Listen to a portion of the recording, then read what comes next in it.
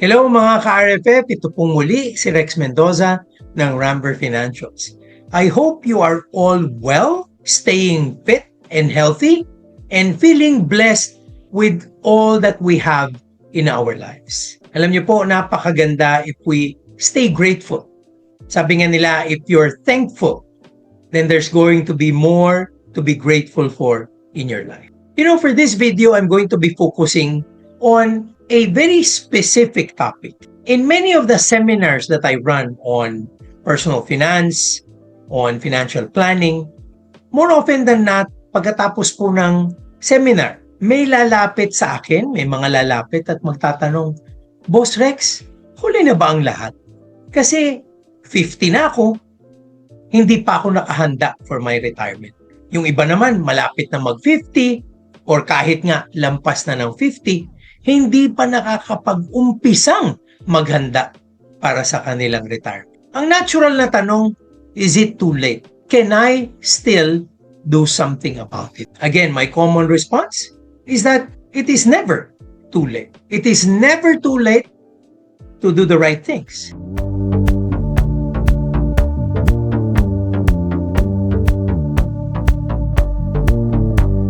Pero dahil nga sa kalagayan ng ating mga kaibigan na ganito ang katayuan, medyo special na ang approach nila. You know, it's very different from a very young person with a very long runway. They can be aggressive, they can take risks. Why? Because they have time. Sa mga wala ng oras, the challenge is bigger. And we have to be more focused, more attuned to what we want to accomplish. So ito po, sabi ko nga, this is a tip that I'm gonna have for people who may be 50 and up, but who haven't started planning for their retirement. This is something you might want to be able to share with parents, with relatives, with friends.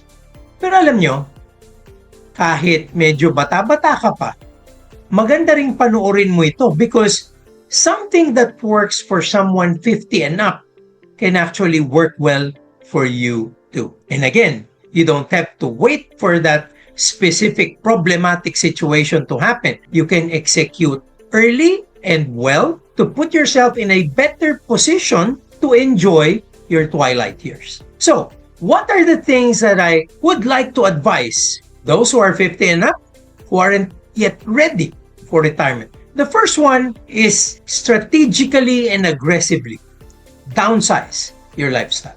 Downsize your lifestyle. Because you know you're still earning money today. And the money that you earn dictated the lifestyle that you have. Siyempre po yung kita natin, yung ating pamumuhay, nakasalalay dyan eh.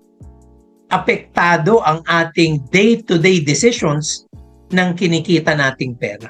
But can you imagine waking up one morning na hindi na dadating yan? Or, sabi ko nga, may kaibigan ako, ang sweldo niya, easily over 100,000 a month. Nag-retire, biglang ang sabi ni SSS, ang pension mo sa amin, 12,000 lang. At ang binigay sa kanyang retirement ng kanyang kumpanya, not even enough money to pay him interest of another 12,000. So from over 100,000, kailangan pagkasyahin niya ang 24,000. Paano yan? So, dapat, huwag mo nang intayin yung panahon na yon that you will get to cross a very tough bridge. Ngayon pa lang, ayusin mo na yung lifestyle mo, medyo i-atras mo na siya ng bahagya para mas malaki na yung pwede mong pang-invest. Always remember, if you're 50 and up, you have 10 to 15 years, technically 10 to 15 years, to live on one salary for the 15 years, but life not for simply 15 years, but for 30 to 45 years. Ito po, napaka-importanting math nito.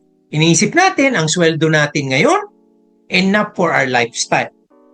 But if you're close to retirement, tatanggapin mo yung pera niyan 10 taon hanggang 15 years na lang. So ano ibig sabihin?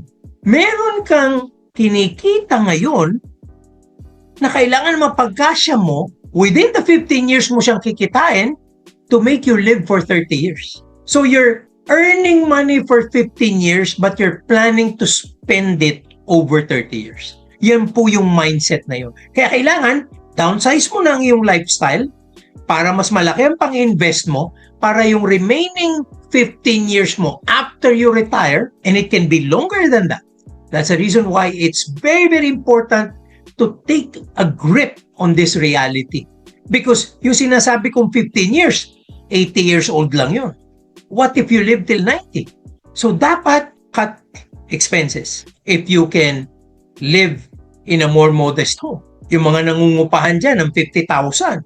What if you look for another place that's only 35,000? You will save 15,000 a month, and that is going to be over 180,000 a year to invest. And in the next 15 years, kung may invest mo yan, that will augur well for the next 15 to 20 years. So think about that expense. Think about subscriptions that you are not using. Think about the typical luxuries that you enjoy na hindi naman talaga ganun ka-importante sa'yo. Sometimes, we go through certain stuff to impress others. Dapat po, medyo pag-isip-isipan na natin yan. Because life after retirement will be bereft of all of that pride. Tapos na yan. So, kailangan yung lifestyle mo ayusin mo because you're going to be living for another phase in your life where income is not going to be present. You will have to create your own income. Next, start a side hustle or part-time work that fits your experience. You don't have to stop working. You can be a consultant. You can be working on the side for half the time probably. You might not want to work 8 to 5, 5 days a week. You can work 2 to 3 days a week, half days if you can even muster it. But the important thing is still staying active, earning income. Side hustles are so popular these days. Ang sabi ko nga, lagi kong ini-espouse yan sa marami. Why don't you deal with jobs where you earn commissions, earn affiliate fee shares? Ang importante dyan, wala kang kapital eh. Wala kang kapital. Kumikita ka lang, wala kang kapital. But if you can make it fit your experience, then all the better.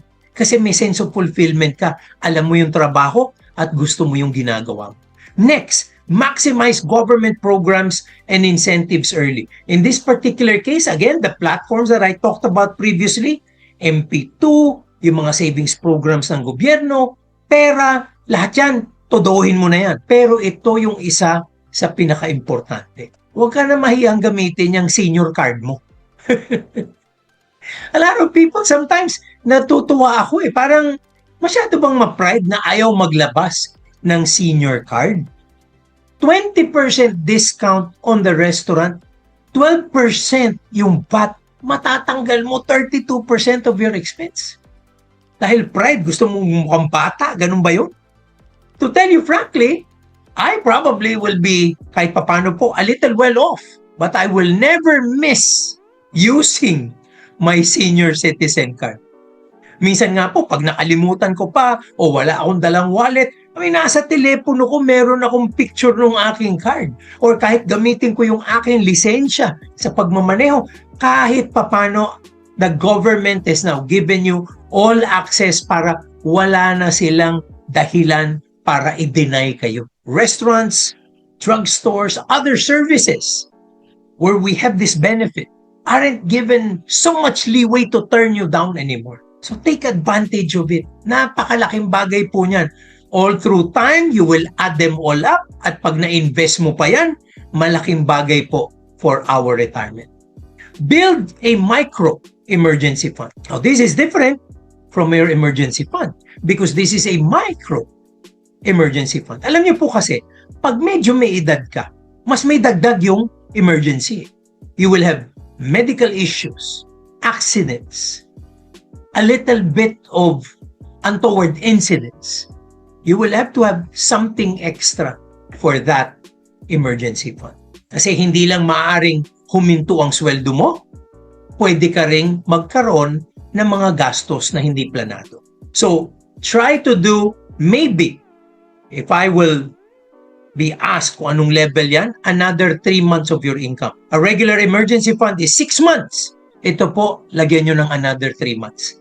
Dapat 9 months ang iyong emergency fund. And the micro emergency fund, that is half, 3 months, yan po ang dagdag dun sa inyong regular emergency fund. Invest conservatively, but still invest. Wala po tayong excuse. Even if we are a bit older, we have to be investing. Maaring mag-dial down tayo ng kaunti sa risk.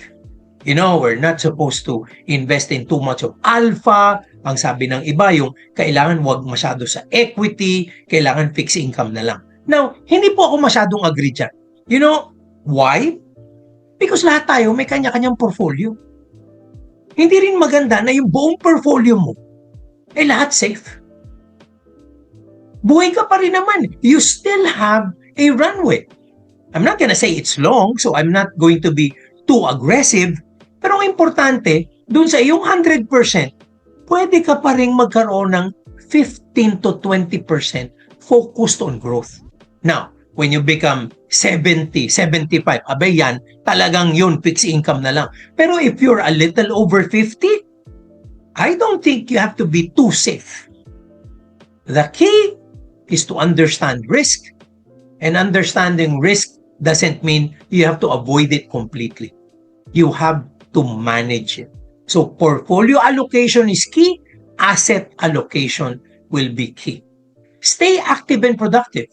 Alam nyo, ang laking bagay nito, no? Kasi staying active and productive links you up to more income. Sa edad ko pong ito, sabi nga ng marami, di ba Rex, dapat retired ka na? Oh, retired na nga ako eh. Kaso lang nga, sabi ni Ana, mas busy pa nga ako ngayong retired ako kaysa nung nagtatrabaho pa ako eh. Kasi merong Ramper. I talk for events, I talk for companies, I facilitate strategic planning programs, I do kickoffs for sales groups, and I sit as director of so many companies, big ones, listed ones in this country. Bakit ganun? Dahil ba kailangan ko ng pera? Hindi. Siyempre, hindi naman ako ipokrito, nakakatulong. But the important thing is this: when you're active, you get sick less. Tandaan nyo yan. Hindi kayo masyadong nagkakasakit dahil active kayo. Mas problemado nga ako doon sa mga kaibigan kong medyo sedentary ang buhay. Hindi masyadong naggagagalaw, libre-libre ang schedule, late matulog, late din magising. Medyo mas madali tayo sa pre-departure area pag ganyan. Mas maganda pa yung tumatakbo ang isip mo, you are active, you are honed, you stay sharp, para po napapalayo din natin ang sakit. So again, it's a double-edged sword. Kumikita ka na, mas malayo ka pa sa pagkakasakit. And because your mind stays sharp, yung mga issues sa mental health, yung mga issues sa brain concerns as you get older, mas mapapalayo at mas hindi natin magiging problema. I started with this and I'd want to end with it.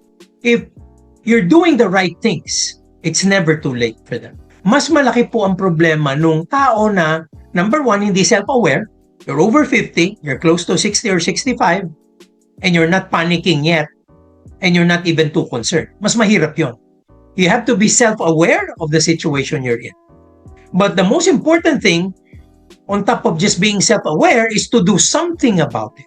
At pag tama po ang inyong ginagawa, there is never an early or a late time for it. If it's the right thing, it's the right thing. We all have to do it. And again, nandito po ang Ramper Financials, makakatulong sa inyo because we do have special portfolio and allocation programs that are less risky for the people who are of an advanced age. Kasi alam po namin kung paano mag-calibrate ng risk, mag-dial down ng risk, because we want to effectively play our role to become your friend and your guide on your pathway to financial security and prosperity, no matter what age you have and no matter what your future goals. would be. Again, ito pong muli si Rex Mendoza, nagsasabing, till the next video, I hope you will be well and blessed and grateful for all your life's blessings. Maraming salamat po.